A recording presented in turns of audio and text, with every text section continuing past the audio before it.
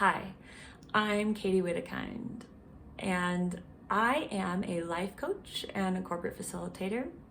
And my mission or calling in life really is to help each group or individual I work with connect to that infinite wisdom that exists within each of us. In my opinion, what's missing from the world is wisdom. I think a lot of the time we overanalyze or we make decisions based on the opinions of others or others' suggestions.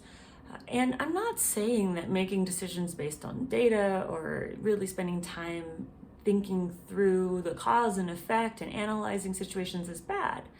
What I'm saying though is that there needs to be a balance, and I think we've forgotten to really listen to our internal wisdom. And I think that comes from a lack of connection to that. What I mean by internal wisdom or infinite wisdom is this part of you that really helps give you a feeling or a sense of knowing. It could be more than just a gut instinct. It's when you think through a situation, one of them feels right, one of them feels good.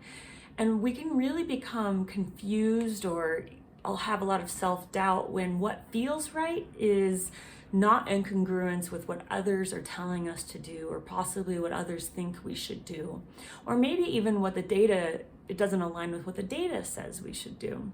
And so I think part of the challenge is really to start to connect with our internal sense of wisdom through practices that allow us to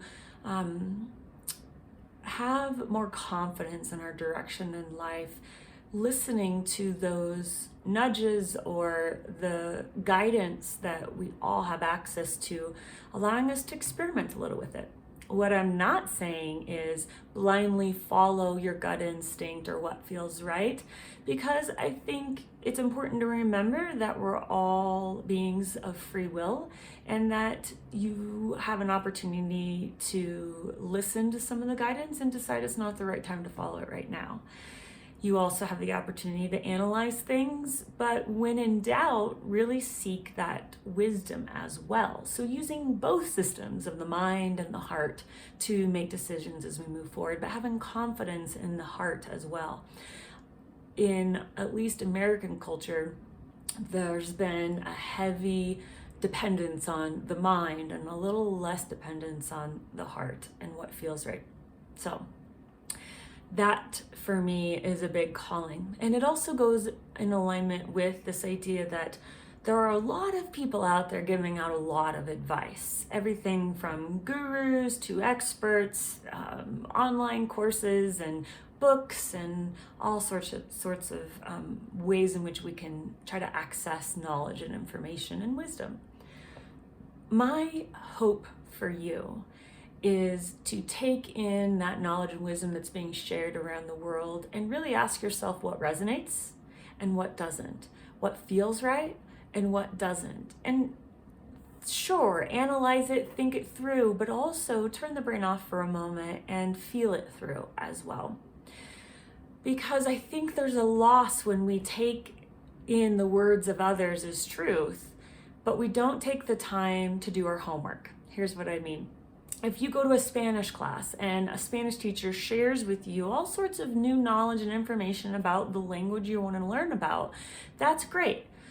But if all you do is hang on their words as truth, but never take that knowledge and then try to apply it on your own, then you're missing the step where you get to take that knowledge or that information and make it yours.